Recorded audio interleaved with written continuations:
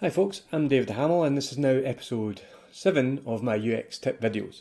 Today I'm recreating an example of a layout that I experienced in some usability testing that I was running. And it's a common issue with this layout that I see quite a lot. Started seeing it more than 10 years ago, I would say. So the fact that it's still cropping up in forms, I thought it's probably worth a chat and a video. So the bit I've recreated it here. The bit I want to specifically talk about is the bit that's not label. It's the where do you live section, the postcode, the find address button, etc. And this is an example about where like in usability tests, you can often blame a sort of usability issue on a single thing when it's often a number of weaknesses conspire together in order to create the issue. The problem we have here is two things. One is that find address button is in a bad position. The other is that subheader's not specific enough. And so what was happening with participants is that they were sticking their postcode in there and then continuing on with the rest of the form. When they got to the end, validation kicked in and it said, please enter your address.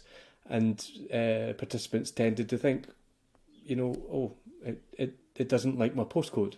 So they didn't even when it validated and pointed out to them, they didn't understand that it was asking for an address and not just a postcode. So two things. One is, where do you live is very broad as a question. So I could put in Scotland and that would be an accurate answer to where do you live. So that's, whilst it's probably trying to be a bit more human with a bit of personality, it's the wrong balance between personality and useful, and that cropped up as a usability issue.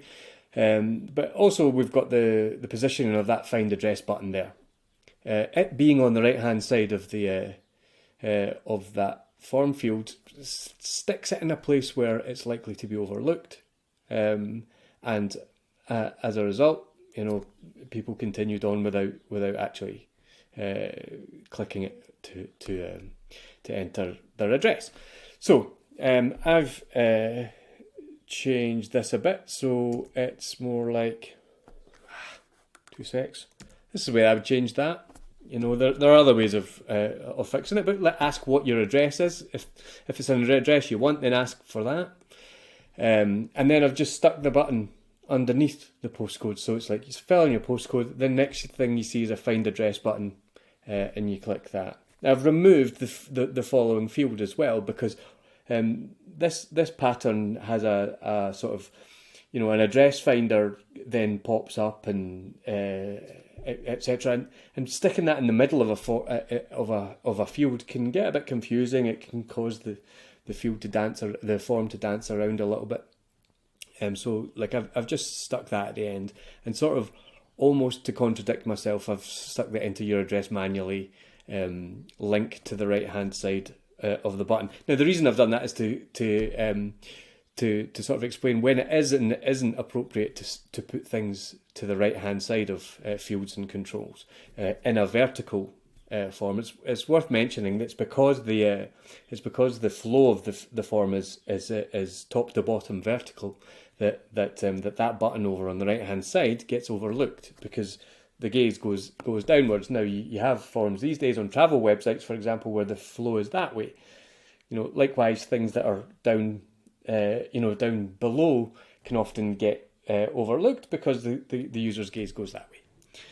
But in this case, I've got something almost breaking the rule that I'm trying to tell you. Now, the reason I've got that there is that it's appropriate to put things on the right hand side of controls when they're for a different sort of level of thinking. So, generally speaking, if you're asking somebody their name and address, that it takes what you'd call level 1 thinking to answer those questions. The sort of thinking that it requires to drive a car, you can still have a conversation.